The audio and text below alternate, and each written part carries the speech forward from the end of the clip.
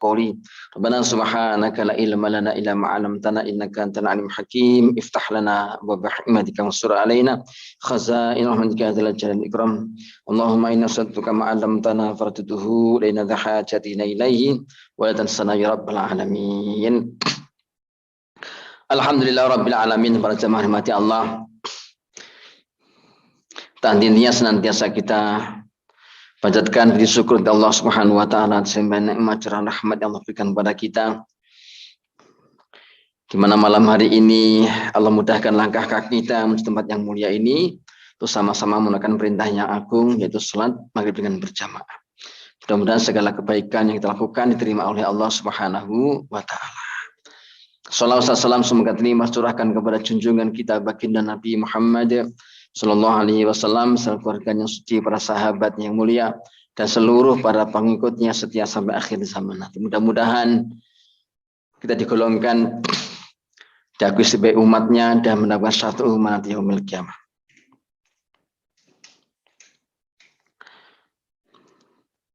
Kita lanjutkan daripada kajian kita. Malam hari ini adalah surat A'raf ayat 31. Al-Syaitanir Rajim. Bismillahirrahmanirrahim. Ya bani Adam khudhu zinatakum inda kulli masjidin wa kulu washrabu wa la tusrifu innahu la yuhibbul musrifin.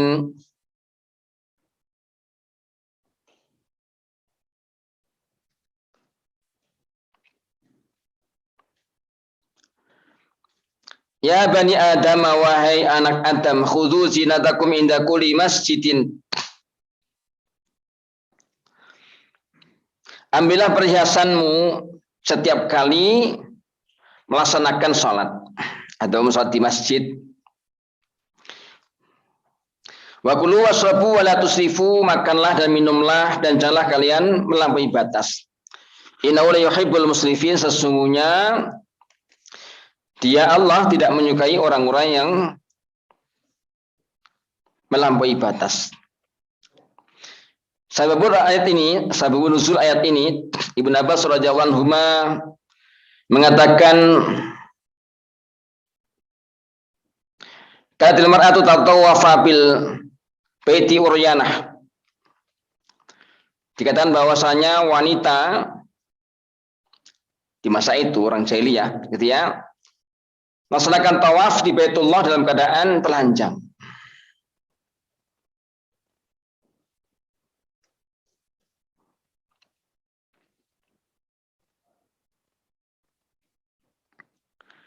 Maka itulah ayat ini, ya bani Adam khudhu zinatakum inda kulli masjidin.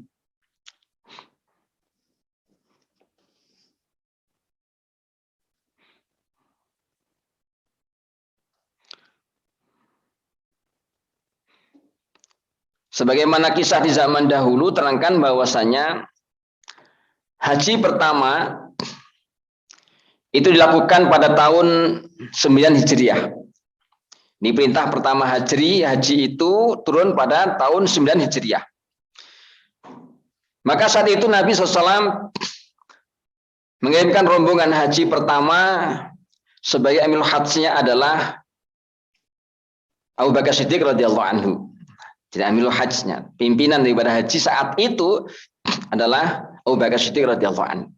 Nah, di saat haji pertama itu kaum muslimin masih bercampur dengan orang-orang musyrik. Ya, masih ada di antara mereka yang tawaf telanjang, ada di antara mereka yang sa'i masih mengusap daripada berhala Isaf, Nailah yang ada di Safa Marwah. Jadi begitu. Ini haji pertama, gitu ya. Artinya apa? Ketika perintah haji itu turun, Nabi tidak segera juga melaksanakannya.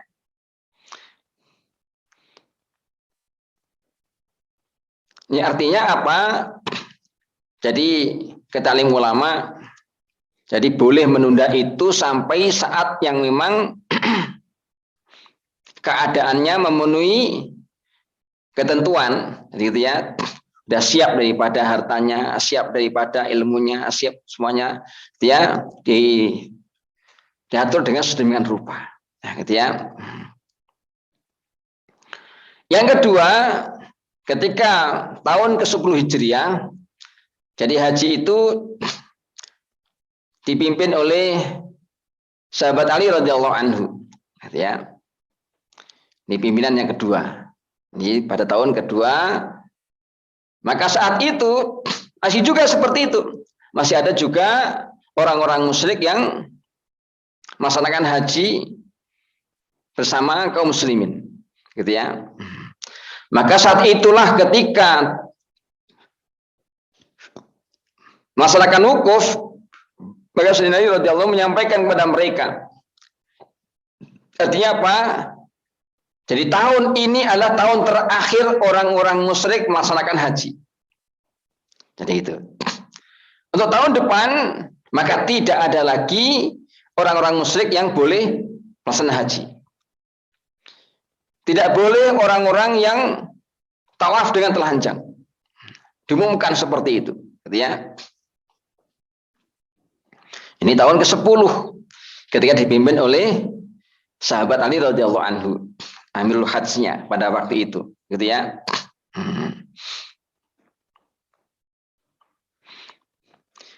Ketika tahun berikutnya, yaitu haji tahun 11 Hijriah, gitu ya, maka Nabi sendiri yang memimpin ketika itu, gitu ya, tahun ke-11 Hijriah. Jadi menunda 2 tahun. Baru setelah itu Nabi melaksanakan haji, gitu ya. Kalau di Indonesia bukan hanya 3 tahun, Pak. Ada yang sampai 20 tahun dan 30 tahun gitu ya nundanya. Masya Allah. Ini yang nunda bukan orangnya ini. Ya. Tapi memang pemerintahnya begitu. Karena keadaannya dan seterusnya, wallahu alam lah ya. Masya Allah. Nah, tahun ke-11 Hijriah itu Nabi dengan seluruh para sahabatnya sekitar 124.000 sahabat berhaji bersama. Nah, saat itulah orang-orang musyrik sudah tidak ada lagi yang ikut melaksanakan haji. Tidak ada lagi tawaf telanjang. Gitu ya. Jadi murni saat itu hanya orang-orang Islam saja melaksanakan ibadah haji. Maka dikatakan khudhu anni manasikakum. Ambillah daripada contoh manasik dari aku. Ini artinya apa? Begitu bijaknya Nabi itu, pertama keadaannya memang belum memungkinkan itu, pasti itu melaksanakan haji. Sebab kalau sekiranya Nabi saat itu melaksanakan ibadah bersama juga orang-orang musyrik, maka di kemudian hari tentu akan menjadikan suatu polemik daripada suatu hukum, daripada hukum syariat atau hukum fikih. Gitu ya. Nah, Nabi aja melaksanakan ibadah haji juga sama-sama orang musyrik gitu. Dan berbagai macam lah gitu ya. Itu bijaknya seorang Nabi itu. Sehingga apa? Sehingga saat itu dipisahkan orang-orang musyrik itu dari kaum muslimin. Jadi murni saat itu. Gitu ya. Ini artinya apa? Jadi Islam itu memberikan satu arahan jelas, aturan jelas. Ya, tidak ada campur-campur daripada orang lain dalam ibadah itu. Ya. Ini Islam mengajarkan dengan sempurna. Tidak campuran-campuran dengan yang lainnya. Gitu ya. Jadi lana amuna walakum a'malukum. Bagi kami amal-amal kami, bagi kalian amal-amal kalian. Kan begitu. Amal kami seperti ini, amal kalian silakan seperti kalian. Artinya apa?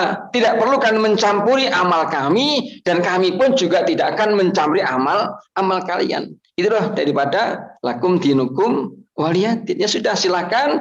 Ini agamaku, aku lakukan seperti ini. Kalian agama kalian, silakan kalian mengamalkan agama kalian. Kan gitu kan, Pak? Tidak mencampur aduk. Wa talbisul haqq bil batil.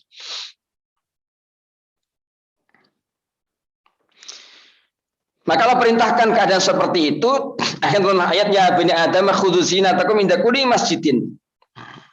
Wahai anak-anak Adam, ambillah pakaianmu Atau pakailah pakaianmu itu setiap kali kalian melaksanakan ibadah. Baik dalam sholat ataupun tawaf ketika itu. Dan makanlah serta minumlah dan jangan berlebih-lebihan. Jangan berlebih-lebihan di dalam berpakaian, juga tidak berlebih-lebihan dalam makan ataupun minum. Gitu ya. Berpakaian, berdandan, bersolek itu boleh, gitu ya. Apalagi dalam sholat. Menghadap kepada Allah Subhanahu wa taala sangat layak sekiranya seorang itu berpenampilan yang lebih baik, gitu ya.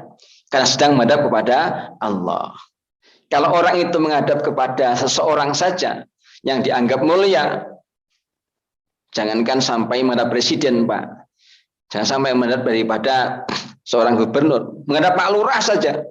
Kita mesti menempatkan diri kita ya sebaik mungkin, kan gitu.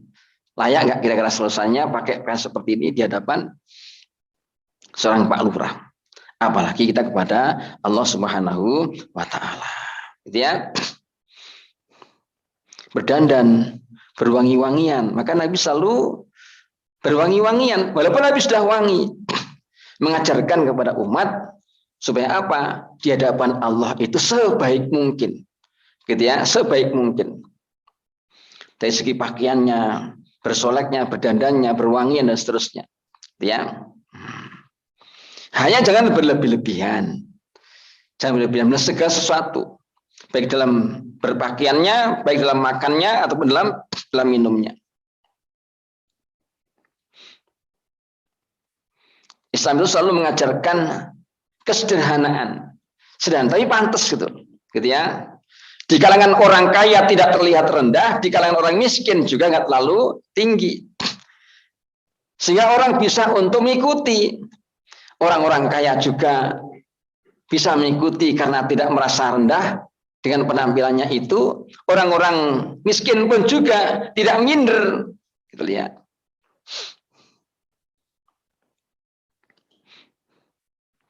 Maka Nabi kadang-kadang menunjukkan kepada umat itu ada pakaian hari-hari yang dilakukan, ada pakaian tertentu yang digunakan. Sebagaimana saat khutbah, Nabi biasanya pakai pakaian khusus, gitu ya, menemui daripada tamu tertentu, gitu ya, memakai pakaian khusus. Ya.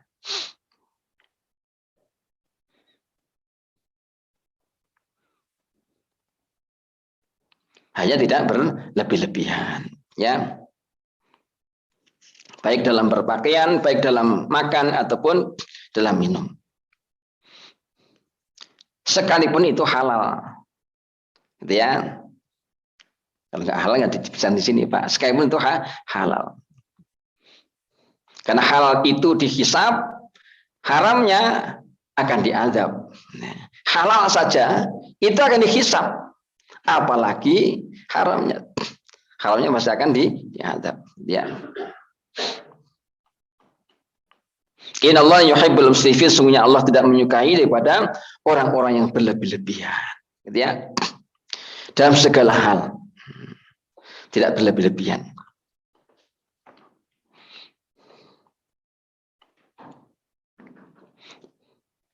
Itu dalam hal yang halal, ya. Dalam hal yang halal saja tidak boleh berlebih-lebihan, ya.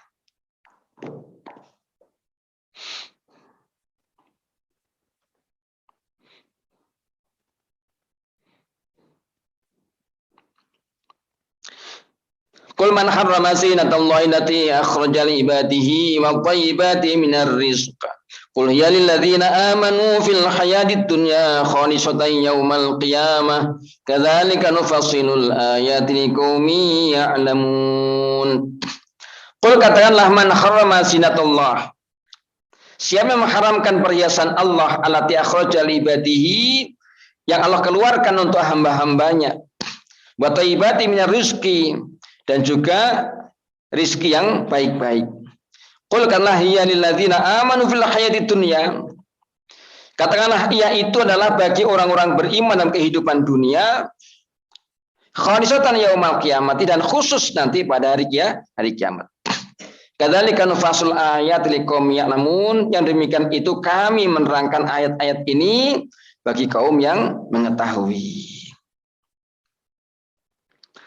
Allah perintahkan kepada kekasihnya Rasulullah SAW, sampaikan kekasihku pada mereka siapa yang mengharamkan perhiasan Allah untuk dipakai, ya.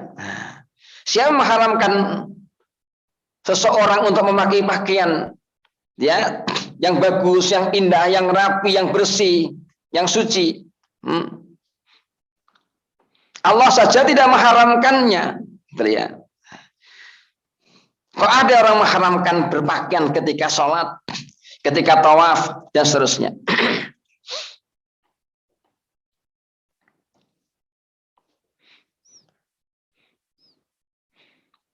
Maka orang yang mengharamkan sesuatu yang Allah halalkan, atau menghalalkan apa yang Allah haramkan, maka itu yang dimurkai oleh Allah, gitu ya.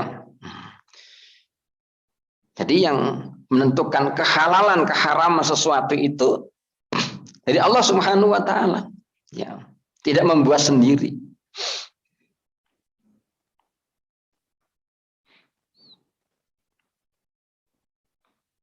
Sampai sahabat itu, di zaman sahabat itu, Pak, dalam bab fikih, itu. Jadi belum sampai ditentukan daripada wajib, sunat, gitu ya, mubah dan seterusnya. Seorang sahabat Abdullah bin Umar radhiyallahu anhu. Abdullah bin Umar adalah salah satu daripada deretan sahabat yang masuk kategori ulama di zamannya. Ulama zaman sahabat. Dia orang alim, ya. Ditanya, wahai Abdullah, apakah suatu perkara ini wajib, gitu ya, atau sunat? Gitu. Maka jawabannya bukan, oh ini wajib itu sunat. Tadi jawabnya apa? Nabi melakukan itu. Nah, udah gitu aja. Nabi melakukan itu. Artinya apa? Kalau Nabi melakukan itu ya kerjakan saja gitu. Gitu ya. Nah, ini sahabat dulu itu seperti itu, gitu ya. Nah, tidak mengatakan, oh iya itu wajib, itu sunat, enggak. Tapi Nabi melakukan itu. Nah, maka kerjakan saja. Kalau Nabi kerjakan, kalau Nabi lakukan, Nabi amalkan, udah amalkan saja. Jadi gitu.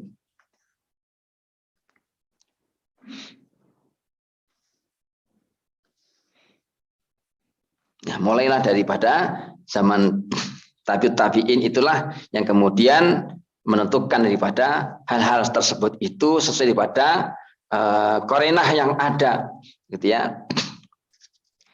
Daripada fikih dan usul fikihnya itu ditentukan, oh ini menjadikan daripada hukum wajib, ini hukum sunnah, gitu ya.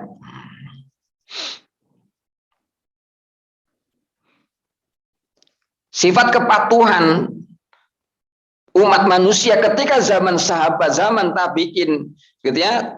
Kemudian setelah itu, ini jauh berbeda, gitu ya. Nah, zaman sahabat, zaman tabi'in itu, oh ini Nabi lakukan, mereka tidak akan meninggalkan, jadi gitu terus lakukan.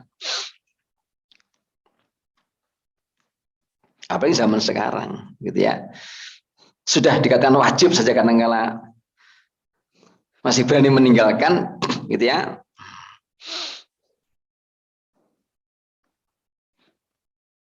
Apalagi kalau dibilang, oh itu sunat itu, gitu ya. Masya Allah. Padahal satu sunnah itu nilainya sangat tinggi di sisi Allah Subhanahu wa taala, karena hakikatnya itu datang dari Allah. Gitu ya, yang diajarkan kepada nabinya untuk disampaikan, dicontohkan untuk umat. Gitu ya.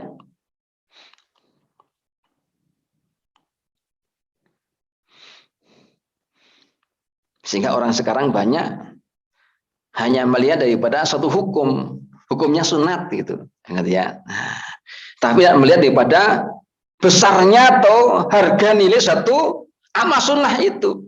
Ya.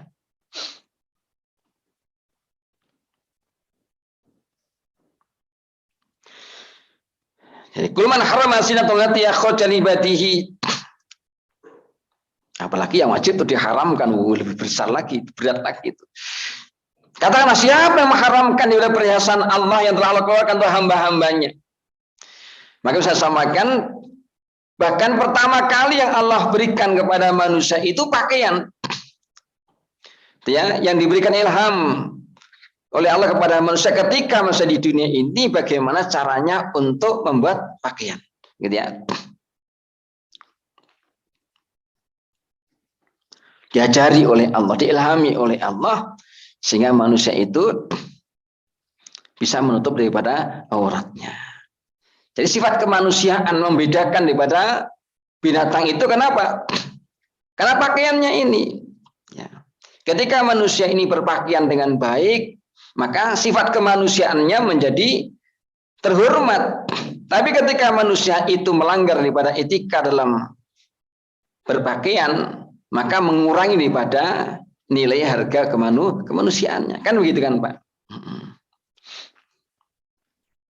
Jadi ketika orang itu sudah nggak berpakaian lagi di tempat umum, Pak, maka sudah hilang daripada sifat kemanusiaan, gitu ya. Apakah itu orang gila atau orang siapa saja, kalau sudah nggak berpakaian di tempat umum, maka sudah hilang daripada sifat kemanusiaannya, kan begitu. Jadi nggak ada harga dirinya sudah.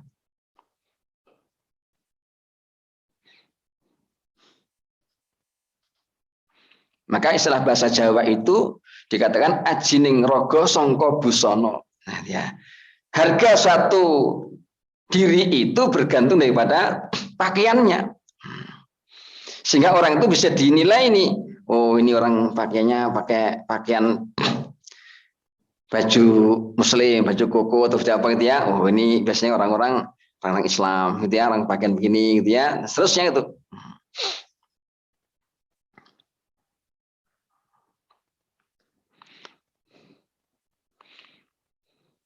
Begitupun wa thayyibati minar rizqi. Dan siapa yang mengharamkan ibadah rizki yang baik-baik itu? Sebagaimana dulu mereka mengharamkan daripada saibah, apa namanya, bahirah dia. Nah, jadi unta-unta yang telah dipakai, ya, nah yang diharamkan seterusnya, yang dibuat-buat oleh mereka lah, gitu ya.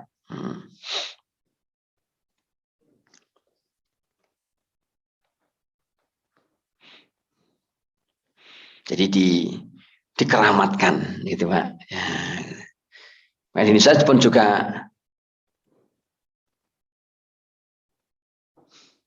nggak ketinggalan seperti itu juga, gitu ya. Ada namanya Kebu Bule, ada Kiai Slamet, gitu ya. Nah, macam-macam ini Pak, dikeramatkan, gitu ya. Masya Allah.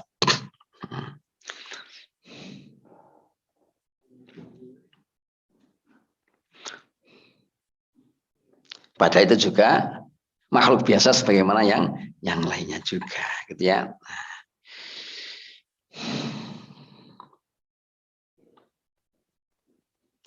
Qul ya alladzina amanu fil hayatid dunya. Jadi sebetulnya ini pakaian, makanan yang baik, jadi satu perhiasan, pakaian atau rezeki yang baik itu Allah berikan kepada orang-orang beriman. Walaupun orang-orang kafir pun menyertai dalam menikmatinya itu. Artinya apa? Alam semesta jagat raya ini diciptakan oleh Allah Subhanahu wa taala itu karena adanya orang-orang beriman. Adanya orang-orang yang menyembah Allah, beribadah kepada Allah, taat kepada Allah, yang selalu dalam lisannya itu menyebut daripada kalimat Allah. Itulah sehingga dunia ini dijaga, dipelihara oleh Allah. Diturunkan rezeki-rezeki. Kenapa? Karena orang beriman. Walaupun orang-orang kafir, orang musyrik pun menyertai dalam menikmati itu. Ya. Karena ada orang beriman itulah Allah masih menjaganya. Itulah, Pak. Jadi dipandang dunia itu oleh Allah Subhanahu wa taala karena adanya orang-orang beriman yang masih ibadah taat kepada Allah. Ini yang begitu. Jadi qul ya alladzina amanu fil hayatid dunya. Katalah bahwa ya sebutnya perhiasan segala keindahan gitu ya, apapun bentuknya perhiasan itu atau rezeki yang baik, hakikatnya itu untuk orang beriman. Hanya yang lainnya ikut merasakan nikmati. Artinya kalau orang-orang beriman itu dalam suatu ketaatan, dia dalam kebaikan, yang merasakan daripada keberkahan kenikmatan itu tidak hanya orang beriman saja, sampai orang-orang kafir pun ikut menyertai. Gitu ya, ketentraman, kedamaian, kebahagiaan, gitu ya. Itu kenapa? Karena sebab orang-orang berimannya taat kepada Allah. Jadi gitu. Allah berikan daripada keberkahan, gitu ya, berlimpah bercurah. Gitu ya. Sehingga dunia itu tidak akan dikiamatkan oleh Allah sampai nanti manusia tidak ada lagi yang mengucapkan kalimat Allah. La taqumus saah hatta la yabqa ahadun yaqula Allah, Allah. Tidak akan terjadi hari kiamat sampai tidak seorang pun yang mengucapkan kalimat Allah, Allah. Artinya saat itu walaupun sudah tidak ada lagi orang salat, tidak ada orang ibadah, tapi masih ada orang mengucapkan kalimat Allah, belum dikiamatkan, Pak. Jadi gitu. Masya Allah. Itu berharganya agama, berharganya di balik kalimat Allah itu, gitu ya. Jadi gitu.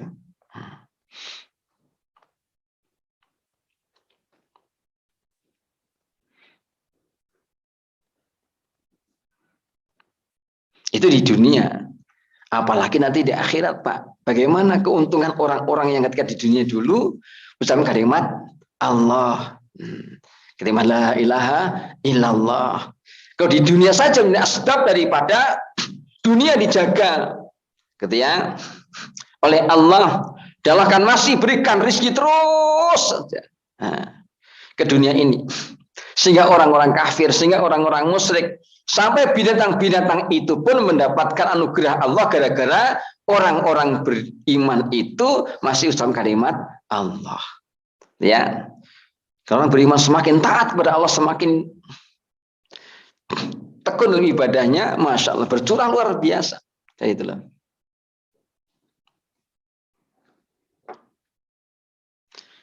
Yang menjadikan daripada persoalan daripada satu negeri, satu daerah, satu kampung, harga-harga mahal, ya, orang mencari nafkah susah, sulit, dan berbagai macam musibah, bencana, malapetaka terjadi. Kenapa itu? Itu sebabnya karena manusia sudah banyak meninggalkan perintahnya Allah itu. Banyak orang sudah tidak taat lagi kepada Allah. Itu juga sebabnya. Gitu ya. Jadi kalau orang itu mau kembali lagi taat kepada Allah, bertakwa kepada Allah, Allah akan datangkan daripada keberkahan-keberkahan itu. Ternyata Indonesia ini kalau mau menjadi benar-benar baldatun thayyibatun wa rabbun ghafur, ya, negeri yang bagus, yang diberkahi oleh Allah, bagaimana? Manusianya taat kepada Allah. Jadi gitu.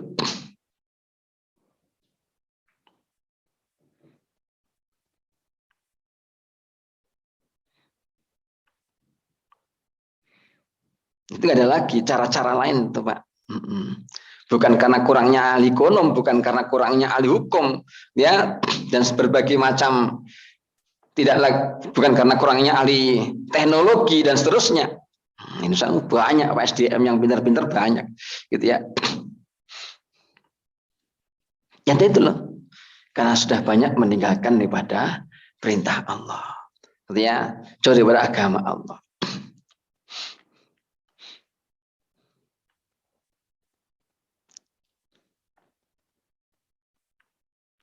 Khalisatan yaumal qiyamah, dan nanti semua perhiasan dan segala kenikmatan apapun yang terjadi di akhirat hanya khusus untuk orang-orang beriman. Di dunia boleh semuanya ambil bagian, gitu ya, ikut serta menikmati, gitu ya, kesenangan itu. Tapi nanti di akhirat hanya dikhususkan oleh Allah untuk orang beriman, gitu ya.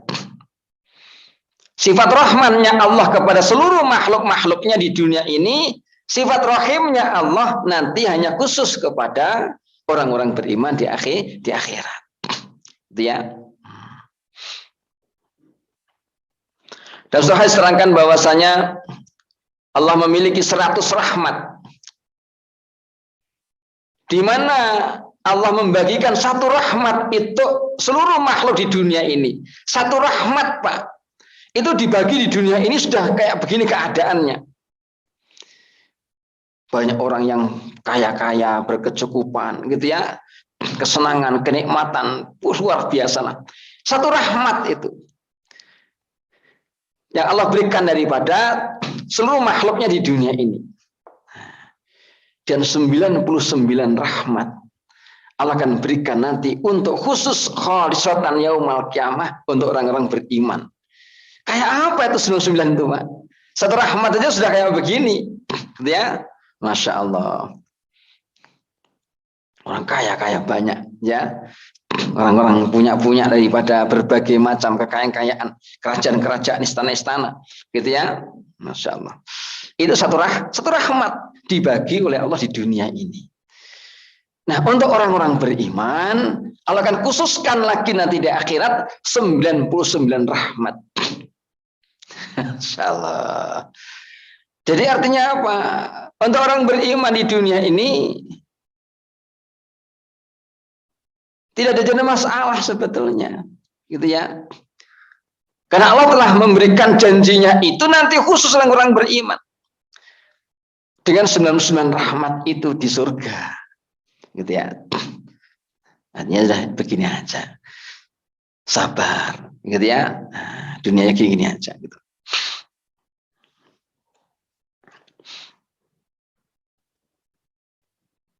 Maka saya ulang-ulang, gitu ya.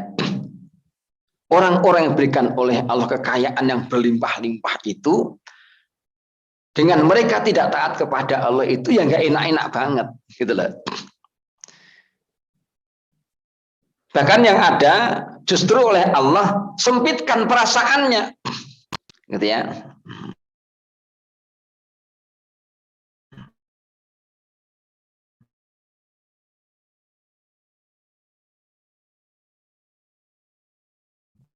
Yang itu seperti Bill Gates lah, gitu ya. Orang memiliki kekayaan yang sampai sekian triliun, gitu ya. Seperti dia ini, yang gak enak-enak banget juga di dunia itu, gitu loh ya. Apa terus makannya lebih banyak daripada yang lainnya? Apakah tidurnya lebih lama daripada yang lainnya? Enggak juga, gitu ya. Tapi yang jelas hidupnya itu banyak perkara-perkara yang menjadi beban daripada pikirannya, gitu ya.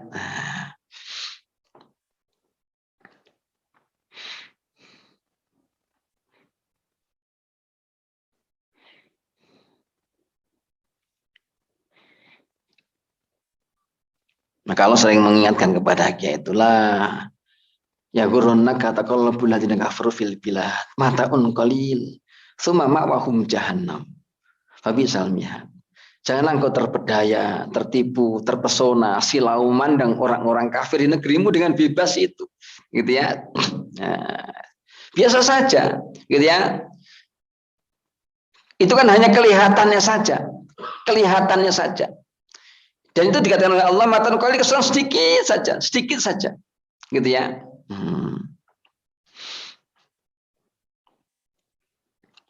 Kemudian tempat mereka adalah jahanam. Masya Allah, ya. Padahal itu seburuk-buruk tempat tinggal. Ya.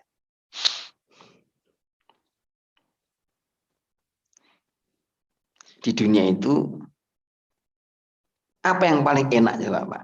Nah, apa yang paling enak? Apa yang sekiranya suatu kenikmatan yang hanya bisa dinikmati orang-orang kaya, nggak bisa dinikmati orang-orang miskin. Gitu, Pak. Coba apa kira-kira?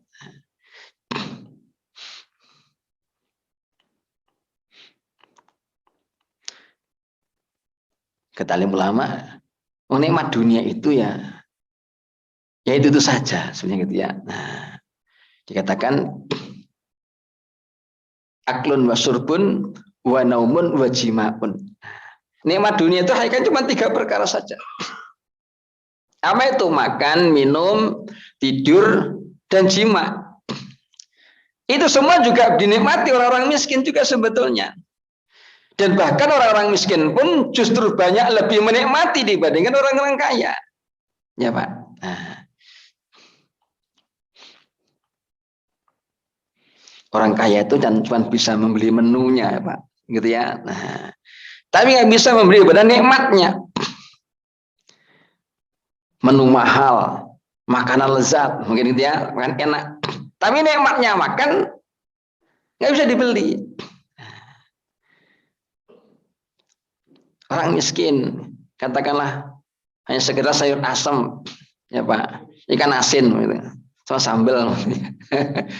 Tapi kalau kasih nikmat, nikmat betul itu, lihat,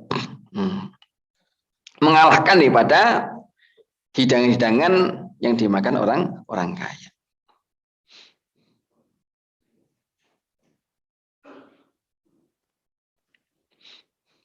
Tidur. Tidur itu biasanya orang miskin jauh lebih lama dibandingkan orang kaya. Ya Pak. Menikmati tidur itu. Begitupun yang ketiga, ya, Masya Allah. Maka khalisan yaumal qiyamah, perhiasan dan segala rezeki yang baik itu nanti di akhirat khusus untuk orang-orang yang beriman. Kadzalika nafasul ayat liqaum ya'lamun, demikianlah kami menerangkan ayat-ayat itu kepada orang-orang yang mengetahui. Supaya kita paham. Nah, supaya kita paham. Jadi sebetulnya Pak, orang-orang kafir, orang musyrik itu rizkinya nebeng orang mukmin. Jadi gitu. Jadi kalau orang-orang mukminnya itu nggak taat, mereka juga menderita gara-gara orang mukminnya nggak taat. Kalau orang mukminnya taat, mereka juga ikut juga mendapatkan daripada kenikmatan yang lebih banyak lagi. Jadi gitu. Ya.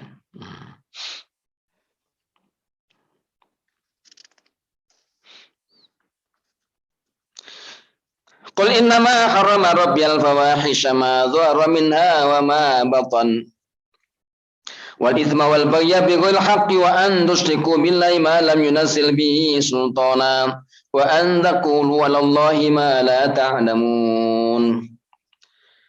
Qul innama harrama rabbiyal fawahisha ma dhahara minha wa batan. Katakanlah, innama harrama rabbi, sesungguhnya hanyalah Tuhanku mengharamkan al-fawahisha, perbuatan keji. Ma dhahara minha, apa yang nampak daripadanya, wa ma batan, dan apa yang tersembunyi. Baik yang terang-terangan apapun yang tersembunyi, yang jelas ataupun yang samar. Wal itsma, dan perbuatan dosa, wal baghya, dan perbuatan daripada durhaka. Bighairil haqqi, dengan tanpa asal yang jelas, dasar yang benar. Wa tusyriku, dan mengharamkan kepada kalian mensekutukan terhadap Allah ma lam yunazzil bihi sultanan, apa yang diturunkan dengannya satu alasan atau hujjah. Wa antaqulallahi ma la ta'lamun, dan juga melarang pada kalian untuk mengatakan atas nama Allah apa yang kalian tidak ketahui. Jadi yang diharamkan oleh Allah itu diantaranya ada apa? Perbuatan keji. Apapun perbuatan keji, ya. Bahwa keji itu perkara-perkara yang biasanya mendorong kepada syahwat, tuh Pak. Ya, nafsu ini fawahish itu, dia berkeji yang mengarah kepada satu perzinahan. Ya, apapun bentuknya yang sekelilingnya itulah yang mendekati semua itulah namanya fawahish. Ya. Sifatnya seperti itu, ya, timbulnya karena syahwat. Baik secara terang-terangan ataupun tersembunyi perbuatan itu dilakukannya. Perbuatan dosa, apapun perbuatan dosa itu, gitu ya. Segala apa yang dilarang oleh Allah namanya perbuatan dosa. Ataupun durhaka. Jadi melanggar aturan, gitu ya. Meninggalkan perintah ataupun melakukan daripada larangan. Dan yang diharamkan adalah mensekutukan Allah yang tidak ada dasar sama sekali diturunkan oleh Allah itu, dan mengatakan mengatasnamakan Allah, menyandarkan kepada Allah, menisbatkan kepada Allah apa-apa yang kalian tidak ketahui. Itu yang diharamkan oleh Allah. Ya, mudah-mudahan Allah Subhanahu wa taala berikan keteguhan iman yakin kepada kita semuanya, membimbing kita, menuntun kita kepada jalan yang lurus sehingga Allah selamatkan kita dalam kehidupan dunia yang sementara ini dan kehidupan akhir yang selama-lamanya nanti. Subhanakallahumma bihamdika asyhadu an la ilaha illa anta astaghfiruka wa atubu ilaik. Assalamualaikum warahmatullahi wabarakatuh.